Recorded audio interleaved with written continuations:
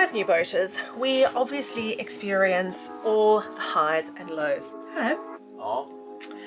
I've got you down here to talk about inverter, solar panels. Did we buy the wrong boat? What's my 10 cents? The most exciting part of our week, month, year so far. We're Mel and Paul, just a couple of South Africans living in the UK. The events of 2020 led us to buying and living on board a 57-foot narrowboat. While adapting to our new home, we've cruised parts of the UK's canals and given her an interior makeover. You're finding us now moored up in a marina for the winter and learning each day what it really takes to live in a small floating space. Subscribe and join us, and let's see where this new venture goes. Welcome to this week's episode. We've been on our beautiful boat for around 2 months now, and we have owned her for going on 7. We thought it'd be a great time to give you a little bit of a review and just a trip down memory lane for us as well. Go back in our memories and remember how we set out on this journey and what was on our list of requirements when buying a boat, and how we feel now while those memories are still fresh in our mind, how we remember back to what we really wanted, what we ended up getting, and obviously now how we feel that we live on the boat with all those things. This is not about giving hard and fast advice or telling you any rules of what you should and shouldn't do if you are in fact looking at embarking on this journey, as so many people do. We just have a fresh perspective on those first initial ideas and thoughts that we had, and we can compare them now after we've had our first few months of actually living on the boat. And we've got some cruising experience in there, so we can just tell our little newbie experience. Now, as new boaters, we obviously experience all the highs and lows. Lots of new things and definitely full-on experiences that no matter how much advice you get or how many videos you watch, you just need to experience it for yourself. I don't think there's much that can prepare you for some of the things. But we did in fact buy this boat very quickly. We spent most of lockdown 2020 researching, attending the School of YouTube, as I said, and brushing up our knowledge and forming a list of things that we thought we needed to get the best boat, something that we could move on board and live on immediately and essentially turn our lives around and have a great time. Being that we bought the boat so fast, it goes without saying that when times are tough or we're having a low, there is a nagging question that we sometimes ask ourselves: did we buy the wrong boat? What's happening now? Cereal time. We just had eggs. We're in the middle of filming here. Hello. Set snack time. Snack time.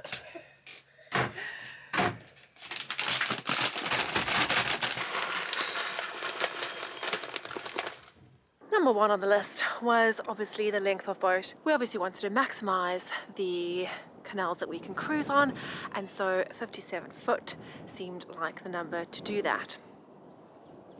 The second thing that we needed to decide on was the layout, and it seemed to us that reverse layout would be the one. We also wanted a cruiser stern and were adamant about spending many a summer's day on the back of our boat.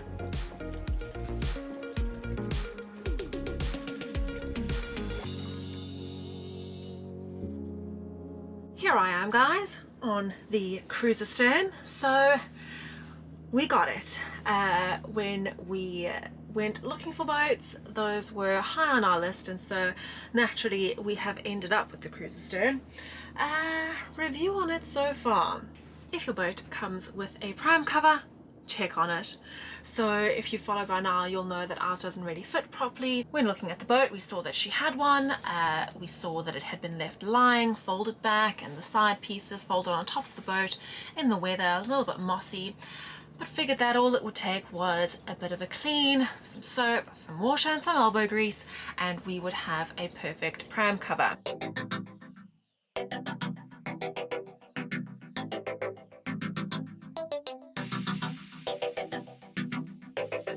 Well, not so fast. Basically, we ended up with a bit of a shrunken situation, so it doesn't really fit all that well. It's up and seems to be stretching into place a little bit better as time goes on, and it might have something to do with the wetness, we've been told, but we're not sure if we did the wrong thing by washing it and it shrunk that way, or if it just shrunk by being kept rolled up for so long and not in place. We don't know. But yes, if you ever find yourself in a similar situation, you might want to just test putting that pram cover up and see. Could be a negotiation point, or at least you'll know what you're going into and know that that is going to add to your costs if you choose to get a new one done. Stepping back inside the boat, and a lot of good that cruiser stern does us on a super chilly day like today. But let me tell you something, when we were cruising and moving the boat up here, we just enjoyed it so much. We had a friend on board with us, and the three of us could fit on there with long days of cruising and be social and yeah, just enjoy the views together, enjoy the scenery, have a bite to eat, have snacks in the evenings, have drinks together. The weather was amazing, we were coming off the end of summer, and yeah, we would not change the cruiser stern for the world. And on the note of the reverse layout, we did not manage to secure ourselves that. However, we have kind of found that it's not weird walking right into the bedroom off the back of the boat. We really don't mind it at all. If it was a reverse layout, we think we'd enjoy that. But yes, it's quite a nice little clear pathway and suits us fine. So what we thought would have made the most sense, and probably still think it does make the most sense, to come off the back of the boat into the galley, we're not really bothered by that one. Hello. Oh. I've got you down here to talk about inverter, solar panels, engine, all the things I'm kind of not qualified to talk about. I'm on my lunch break. Come back from 5. And cut. Why have you called this meeting today? Top things on your list, love. On my list or your list? The top things on the list that are more of the things that you take care of that I know zero about. So, when we bought the boat, the things I looked for were like if it had a solar system, the inverter was quite a powerful one, so we could try to do hair dryers and things like that at a push. You're making me sound like a diva needing a hairdryer. Yeah. And then yeah, so I wasn't too worried about the capacity of the batteries, which I should have been, but you can always buy more, I suppose. But we had 400 watts of solar on the roof, and I think it's a 3 kilowatt inverter, or 2.5 maximum 3 peak or spark or whatever they call it. And then yeah, the boat had a bar thruster on it, so that was good. Give me that dude, cat. This is a fluffy thing. As you were. Yeah, in hindsight, things that I wish I had known more about, the engines and stuff. Engine was a big one. Yeah, but I might be wrong. I don't know. I've done my research, and someone else might be able to tell me. But we've got like an Isuzu engine. It was HMI Isuzu. I mean, you can get all the filters and air filters and fuel filters and oil filters and belts and whatnot for them. And I'm talking about like spares, so like injectors, glow plugs, gasket sets, things like that. I'm yet to find a place that sells them. So if I'd known a little bit about engines and stuff, I think I would have gone for like Vitus, but then it's a lot more money. Canal Line, I think, is another one that has good spares. Yeah, so the engine is probably, I don't know. If you get in a boat, do some research on the engine, and if that boat has the right spares, because you don't want to buy a boat and then you, like at the top of your budget almost, and then you find that there's problems with the engine, and then you can't get spares for it, and then you're taking it to like a workshop where they're having to like bodge job, gasket maker, spares together and stuff. I'd rather go for it like that has good spares. Bow thrusters, and we thought it would be a good one, at least if it had a tunnel in there for a bow thruster. So yeah, this one came with a bow thruster, Vitas bow thruster. It was a pretty good one. Do we use it a lot? When we first started, we used it a load. I think we used it more than we should have. Now we don't really use it that much, but I think it was good. Well, it was good for me at the beginning. It was like a get out jail free card type thing. Like when things were going really pear shaped, you could just blast the bow thruster, and it would get you in out of a sticky situation a lot more easier than having to go backwards and forwards a few times. So that helped. I don't know.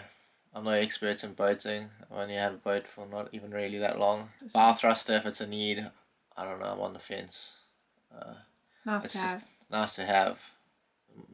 Something that could go wrong. The more bits and bobs you have, and the more things you have on a boat, the more things you've got to learn about and how they work and where they could go wrong, and to find spares for them. So, what's my 10 cents? As you may well know by now, we have a pump out loo, and it was actually on our list of loos that we wanted. The bathroom really sold the boat for us just in the way it is fitted out, and the whole boat in general is the original fit out. I can tell you now, she was built in 2008 by Liverpool Boats, and yeah, she just had everything original. There had been no sort of interior work on her from the original fit out, which makes everything uniform and quite comfortable, and has an easy feeling of wanting to move on board and sort of live on board, because it's just kind of a blank canvas, and everything's in its place. That too is as it is with the bathroom. A spacious shower, pump out loo, little bit of storage, really just perfect. It feels like you're not going to be hacking it out in here. It's all the comforts of home. And that is exactly what we love about the pump out loo. It was on our list as the loo that we wanted, and controversial as all different types of boat toilets may be. It looks like a normal loo, it flushes like a normal loo, and when we empty it, we obviously do not have to see or smell anything that is inside it, and that is what we love. I would just check that if you are buying a boat with a pump out loo, if you've seen our journey from the beginning, you will know that ours was completely flooded through, all the pipes and things. Paul did tell me something about the ribbon being threaded through, but anyway, it wasn't. What? It wasn't threaded through. What did you say? The ribbon cable was chafed through. That's why the twist was broken. The ribbon cable was chafed through. But yes, a few bits and bobs needed to be replaced, and doing that job was definitely a bit of a messy, unpleasant situation. So check if the loo on board, if it is a pump out, if it is cleared out. And I will also say, if you have a backup loo, which we did, we got a Thetford porta potty with our boat as well. That was also full. Not sure why. We just didn't, yeah. In hindsight, we would have actually just asked for those to be emptied. I don't literally do not, thinking back, I don't even know how it happened to us that they were full, but yeah. Marinas should empty these things. I've said it before. Moving on.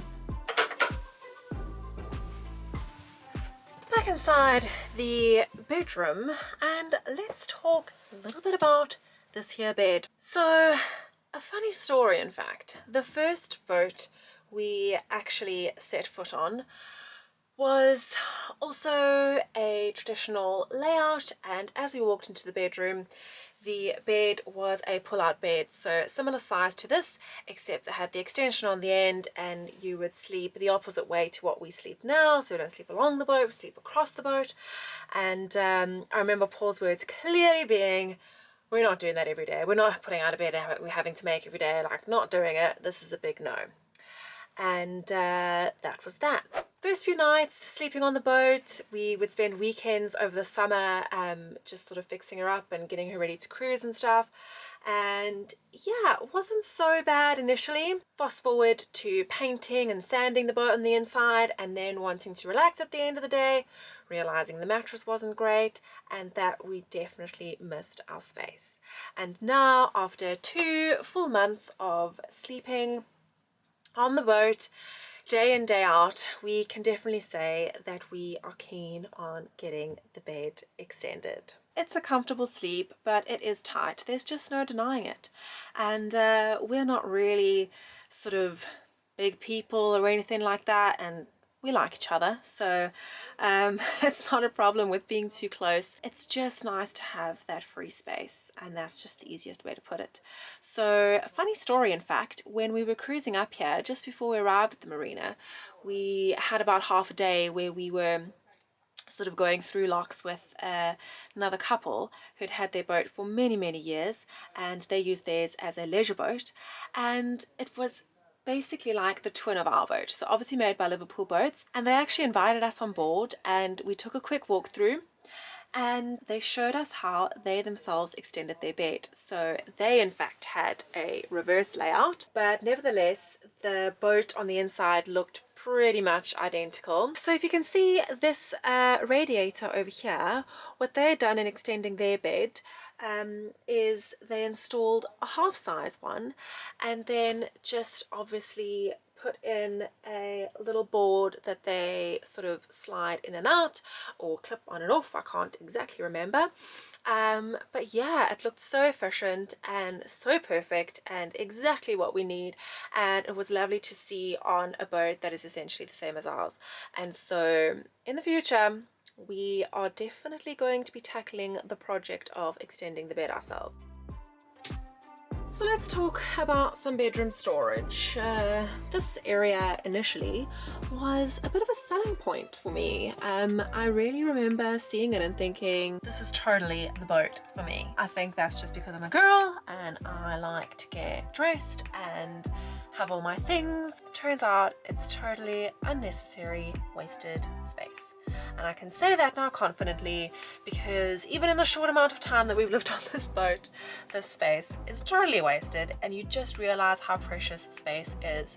So the fit out in the bedroom is not bad. There's lots of little cupboards and things for storage, but it is not ideal, and it was definitely made to be a leisure boat. It does have conveniences, so inside there we have our washing machine, but this is essentially a dumping ground. Would have been much better if this was a wardrobe. We could have had cupboard doors here, hanging space, that kind of thing. So that's something to think about for the future, and also something to look at if you don't want to rebuild your cupboards in your bedroom but you need storage. Something I never actually considered. We also have this mountain of hanging coats happening over here, and that is because the only hanging storage space that we have on this boat is in this tiny cupboard over here. I have shown you this one when we had the leak, but yeah, there's not much room in there, and it is also half size. Half size meaning that for all our long bulky jackets, they don't really fit in there, and so everything's a tight squeeze, and there's just, for me, there's just no point in putting things in a cupboard that are hard to get in and out, because then you don't end up putting them in the cupboard anyway, then you just end up hanging them outside too. So not ideal. The two cupboards at the top there and on the other side are used for tools and other household boaty things. So that's not any type of clothing or personal belongings. We keep that for all the boat stuff. Definitely missing some longer hanging cupboard space just for coats and things. The much needed cold weather gear that you need on a boat.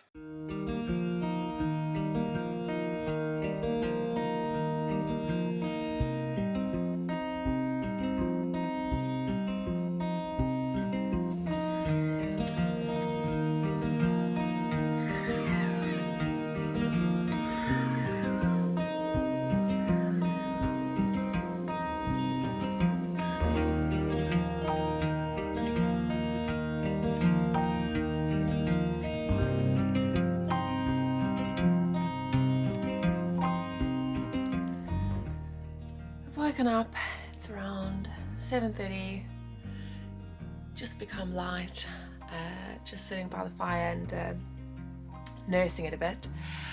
We've gone through phases where Paul's been quite good and he'll wake up at about 3:30 or 4 o'clock in the morning and sort of tend to the fire to keep it going.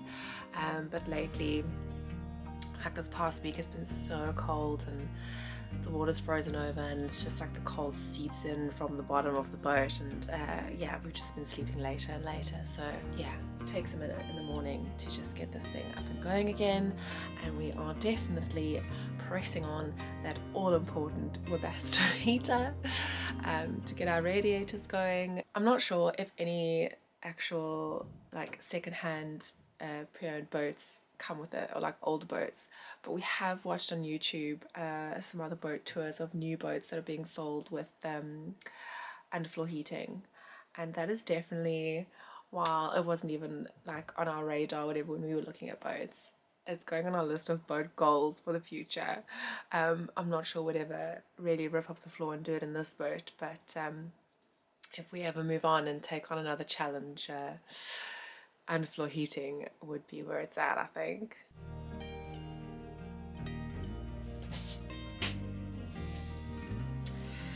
So another selling point for us on getting a boat was that we definitely wanted it to feel spacious. And I think more than anything else, what really sold the boat is that we kind of walked in from the two front doors behind me and stood here, and it felt very, very spacious. I think it helped that we viewed the boat on a super sunny day in the middle of July, but yeah, it was definitely just a feeling of, this is the brightest boat we've been on, and this we could make a home. I think those feelings, or those sort of like gut things, or something that really like takes over you and you just kind of just feel good in the space, that really goes a long way. So even if you find some things that aren't exactly what you wanted, it definitely makes a difference when you just feel like the space could be your own. I guess that's the same with any property or house or flat or anything like that. So all things considered, I guess it is only natural to sometimes wonder if things go wrong, or when you see other people's boats, did we in fact get the right boat, or did we buy the wrong boat? And I mean, you can see behind me right now, we've got one wall of curtains, one wall without, loads of fixing up to do, and that's boat life. We are slowly learning that as we go, we just have to take things in our stride. Even at low points, we have never really thought that we bought the wrong boat, because we love her and she's just been perfect for us. And when you're buying a boat, they pretty much sell like hotcakes too. So if you see something, yeah, you'll obviously have a survey and all the structural things will be checked, and you'll be able to make your decisions off that. So you can't really lose, and there's always things that you can change yourself and make it your own. So yeah, we got a good one. Stay tuned for next week's episode. We are going to be putting together those window covers. We ordered some magnets and some waterproof fabric, so we will show you how we decided to put ours together. It's a very simple job, but definitely going to come in super handy. Thank you so much for watching this episode. We love having you here. If you are new and you enjoyed, don't forget to subscribe and give us that good old thumbs up. A quick shout out to Gaz Wilkes and his girls. They're in isolation, recovering together at home, and he just sent us a message to say that they watch all together as a family, and that is so lovely to hear. So we definitely just wish you a speedy recovery, and yeah, we're sending your family all our best wishes. What have you got, your love? The most exciting part of our week, month, year so far. Two amazing viewers that watch the channel, Glenn and Lorraine, offered to send us this package, and obviously we said yes, and it is just like the most amazing treat. I can't even believe the extent of the joy that is encased in this box. I mean, even if you're not from South Africa, you definitely know what biltong is. So we've got a gigantic amount of biltong here. Drivers, which is just this would have been enough. I mean, but it doesn't end there. Classic Bicorn bites. Romany creams It's funny, you don't even realize that you've missed things until you hold them in your hand. The classics. Yeah, and then you're like, oh my gosh, I have missed this. A big one. Ghost Pops. Ghost Pops, yes. Treat yourself, people. Thank you. Thank you. I think we should skip dinner and just have snacks. Biscuits, nutty crust, Ooh. and the pièce de résistance is a good old 6-pack.